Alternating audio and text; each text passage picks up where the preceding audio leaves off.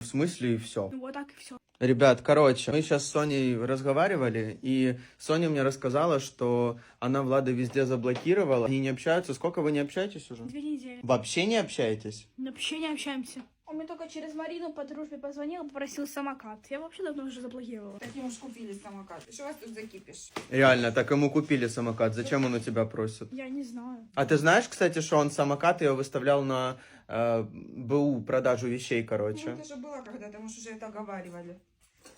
Какая спокойная Слава женщина. богу, все произошло хорошо, да, дочь? Так а зачем ему самокат? Я не знаю. Приехал друг, и я так поняла, что он берет его самокат, а он хочет на моем кататься.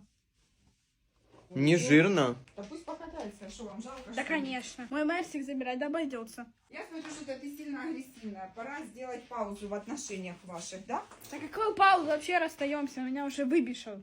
Так он уже подкалывает от него. Подкалывает Ты ее. видишь, она прямо у меня нас.